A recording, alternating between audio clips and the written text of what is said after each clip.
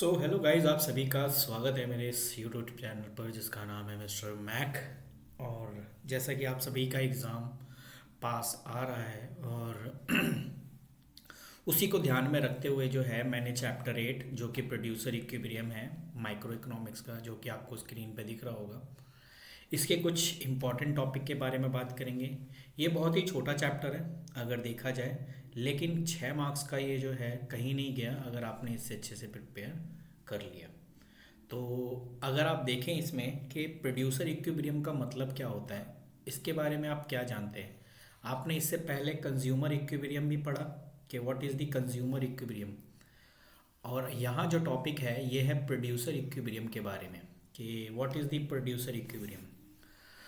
तो मैं आपको एक छोटा सा स्टोरी सुनाता हूँ जिससे आपको चीज़ें और क्लियर होंगी और आप पता लगा सकते हो कि एक्चुअली में प्रोड्यूसर इक्विलिब्रियम क्या होता है। मान लीजिए आप एक बिज़नेस शुरू करना चाहते हैं।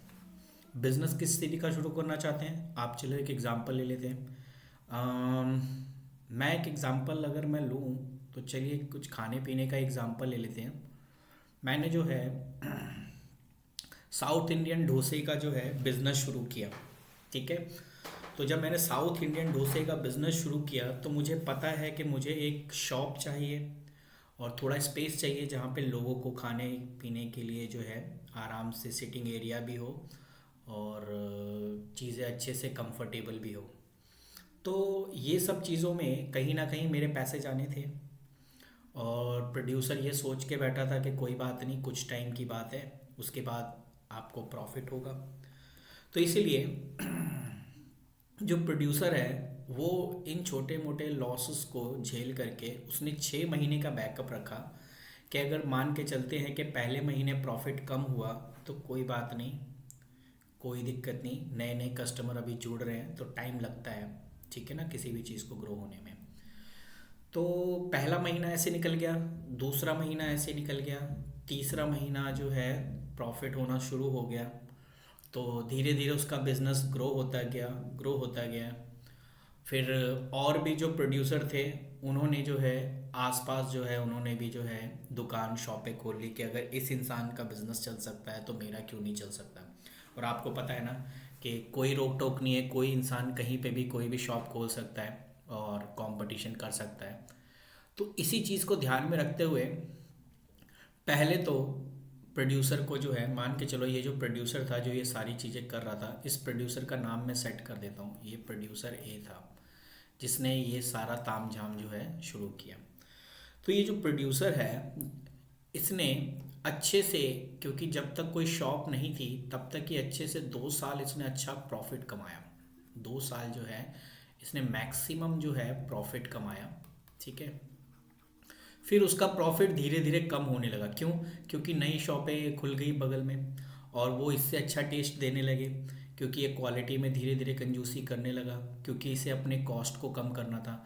आपको पता है ना कि अगर जब भी आपको प्रॉफिट चाहिए तो कहीं ना कहीं आपको कॉस्ट कटिंग करनी पड़ेगी, यानी कॉस्ट को आपने कम करना पड़ेगा। तो इसने क्या किया, थोड़ा सा लो क्वालिटी का जो है प्रोडक्ट यूज़ करने लगा अपने सामान में, जिसकी वजह से इसके कस्टमर धीरे धीरे टूटने लगे। और वहीं एक नई शॉप खोली तो कुछ कस्टमर यहाँ से शिफ्ट होके ये बी वाले के पास चले गए। ठीक है, जिससे इसका प्रॉफिट धीरे धीरे कम होता गया। और एक नौबत ऐसे आई कि 5 साल बाद 5 साल बाद इसको कोई प्रॉफिट नहीं होने लगा। कहने का मतलब है जितना इसकी रेवेन्यू थी, यानी जितना ये कमाता था उतना ही इसके कॉस्ट के बराबर हो जाता था। इसका मतलब इसके हिस्से में कुछ भी प्रॉफिट नहीं आता था। ठीक है, तो अब ये सोच में पड़ा कि भाई ऐसा क्या करें क्या ना करें।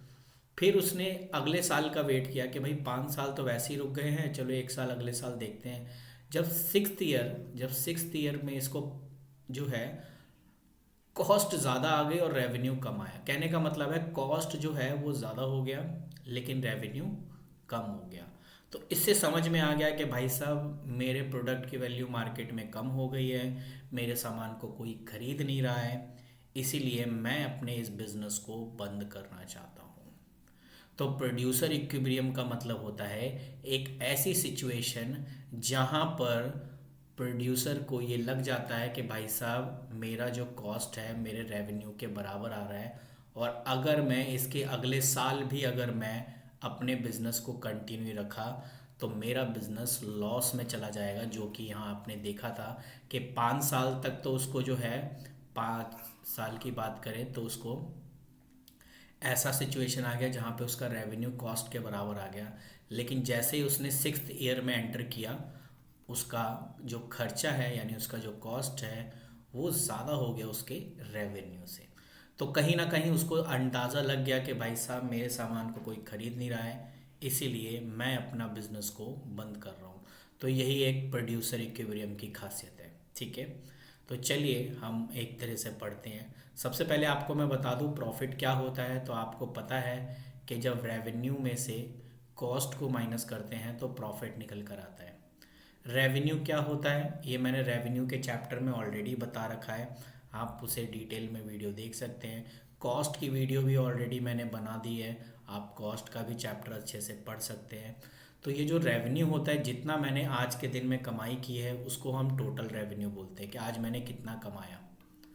और जब इसमें से मैं कॉस्ट को माइनस करता हूँ तो मेरा प्रॉफिट निकल के आता है। ये वो पैसा जो मैं सेव करके रख सकता हूँ, ये मेरे खुद का इनकम है जिसे मैं खर्च कर सकता हूँ। ठीक है, बढ़िया। तो आई होप आपको चीज़ें समझ में आई होंगी। तो यहाँ पर लिखा हुआ है कि the two method are producer equilibrium, total revenue and total cost approach. तो ये आपके सिलेबस में तो नहीं है तो आप इसे कट कर सकते हैं। ये आपके सिलेबस में है marginal revenue and marginal cost approach, इसलिए हम इसको पढ़ेंगे। ठीक है, चलिए यहाँ की बात करते हैं। यहाँ लिखा है producer can attain the equilibrium level under the two different condition, कह रहा है when price remain constant and when price fall with rise in output. कहने का मतलब ये है, कह रहा है it happen under perfect competition. ये कहाँ होता है? परफेक्ट कॉम्पिटिशन में होता है। It's mean any quantity of commodity can be sold at a particular price. और ये कहाँ होता है? ये इन परफेक्ट कॉम्पिटिशन में होता है। It can increase sale only by reducing the price. ठीक है, यानी ये दोनों सिचुएशन में हो सकता है प्रोड्यूसर इक्विलिब्रियम। एक तो प्राइस कांस्टेंट में हो सकता है और प्राइस फॉल में। ये भी आपको इतना ज़्यादा समझने की ज़रूरत नहीं है, ये इतना इंपॉर्टेंट नहीं है। ये आ जाते हैं, ये वेरी इंपॉर्टेंट है। ठीक है, वेरी इंपॉर्टेंट लगा दो कि ये आपके एग्ज़ाम में आएगा ही आएगा। तो क्या है ये और इसको कैसे हम कर सकते हैं, ये चीज़ यहाँ देख सकते हैं। तो MR और MC अप्रोच क्या कहता है? According to this approach producer equilibrium refer to stage where which marginal cost equals to marginal revenue, यानी when marginal cost is equal to marginal revenue. तो ये वो सिचुएशन कह रहा है जहाँ पर मार्जिनल कॉस्ट जो है वो इक्वल होनी चाहिए मार्जिनल रेवेन्यू के। और आगे कह रहा है marginal cost is greater than marginal revenue after marginal cost equals to marginal revenue. कहने का मतलब है दो चीज़ें यानी two conditions are fulfil. First condition यानी first step is marginal cost equals to marginal revenue, number one. And second condition after first, second condition is marginal cost is greater than marginal revenue after MC equals to MR। ठीक है, यानी first conditions these satisfied and after second condition satisfied। ठीक है, तो दोनों एक साथ satisfy होनी चाहिए। और जहाँ ये दोनों कंडीशन सेटिस्फाई हो जाती है तो प्रोड्यूसर समझ जाता है कि मुझे अपने बिज़नेस को कंटिन्यू नहीं रखना चाहिए, मुझे अपने बिज़नेस को यहाँ पर बंद करना चाहिए या मुझे अपने प्रोडक्ट में कुछ ना कुछ चेंजेस लाने चाहिए। तो ये रहे भाई, यही मैंने आपको बताया। दो कंडीशन इसके बारे में लिखा हुआ है, आप इसको आराम से पढ़ सकते हैं। जैसे कि मैंने कहा मार्जिनल कॉस्ट बराबर होना चाहिए मार्जिनल रेवेन्यू के। फिर यहाँ लिखा है equilibrium is not achieve when marginal cost is less than this. ठीक है, यहाँ पर कह सकते हैं कि प्रोड्यूसर प्रॉफिट सबसे ज़्यादा अर्निंग करता है। आपको पता है जब मार्जिनल कॉस्ट कम होगा, ठीक है, मार्जिनल कॉस्ट कम होगा और मार्जिनल रेवेन्यू ज़्यादा होगा, इस सिचुएशन में जो है मैक्सिमम प्रॉफिट होगा। मैं आपको डायग्राम में सब समझा दूंगा, टेंशन मत लीजिए। तो first condition are this, and after the first condition satisfy, then second condition is the greater than M R after M C equals to M R output level. ठीक है, यानी एम सी जो है वो greater than होना चाहिए marginal revenue के, अगर मार्जिनल कॉस्ट बराबर हो जाता है तो। इसको हम डायग्राम में भी देख सकते हैं। तो ये इतनी कहानी बता रहा है, वो इसी के अंडर में है, ठीक है ना। तो आपने इसमें ध्यान में रखना है। ये राजी आपके सामने यहाँ शेड्यूल बना हुआ है, आपके बुक में भी बना होगा, आप देख सकते हैं। और यहाँ पे कर्व बना हुआ है, तो कर्व में भी देख सकते हैं। तो आपको पता है कि जब परफेक्ट कंपटीशन, आपको मैंने मार्केट के बारे में पढ़ाया है कि परफेक्ट कंपटीशन मार्केट वो मार्केट होता है जहाँ पर सारे गुड्स एक ही रेट के होते हैं और सेम क्वांटिटी के होते हैं, सेम कलर होता है, सब कुछ सेम होता है, इसीलिए वहाँ पर कोई कंपटीशन नहीं होता। तो हमने जब मार्केट पढ़ा था तो उसमें मैंने परफेक्ट कंपटीशन के बारे में बताया था। तो उसमें जब मैंने डायग्राम बताया था तो उसमें एक सीधी लाइन जा रही होती है जो कि ये रही, ठीक है। यानी ये जो सीधी लाइन जा रही है ये क्या बता रही है कि यहाँ पर ए आर बराबर है मार्जिनल रेवेन्यू के और प्राइस के, ठीक है। तो इस चीज़ को आपने ध्यान में रखना होगा, ठीक है। तो क्या चीज़ें देखी हमने परफेक्ट कंपटीशन में, जब हम डायग्राम बनाते हैं तो उसमें एक सीधी लाइन जाती है जो कि ये रही, और ये जो लाइन दिख रही है जो कि यू शेप की है, ये आपका क्या है, ये मार्जिनल कॉस्ट है, ठीक है। तो आप देख रहे हैं कि एक एक कट कर रहा है आर पे और एक कट कर रहा है के पे।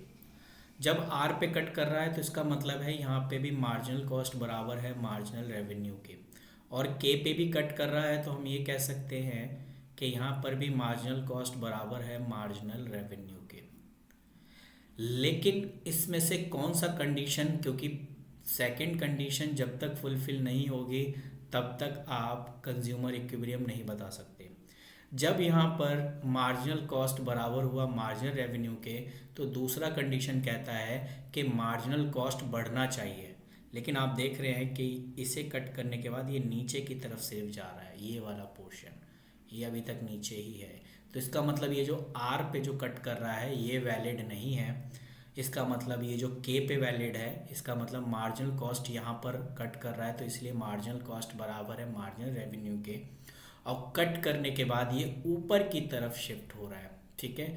ऊपर की तरफ अगर मार्जिनल कॉस्ट शिफ्ट हो रहा है तो इसका मतलब ये है कि ये इंक्रीज हो रहा है, और यही सेटिस्फाई करना था कि पहले कंडीशन में मार्जिनल कॉस्ट बराबर होना चाहिए था मार्जिनल रेवेन्यू के। फिर दूसरी कंडीशन ये थी कि मार्जिनल कॉस्ट जो है वो ग्रेटर देन होना चाहिए मार्जिनल रेवेन्यू के। तो यहाँ पर आप देखोगे कि मार्जिनल कॉस्ट बढ़ता जा रहा है, तो यहाँ पर ये इंक्रीज हो रहा है, तो ये वो कंडीशन है जहाँ पे फुलफिल हो रहा है। तो यहाँ देखिए ये प्रोड्यूसर इक्विलिब्रियम में टेबल भी अगर आप देखेंगे तो ये मार्जिनल रेवेन्यू का टेबल है और ये मार्जिनल कॉस्ट का टेबल है, जहाँ पर ये 12 एक दूसरे को कट कर रहे हैं, यानी ये जो पॉइंट है वो 12 है।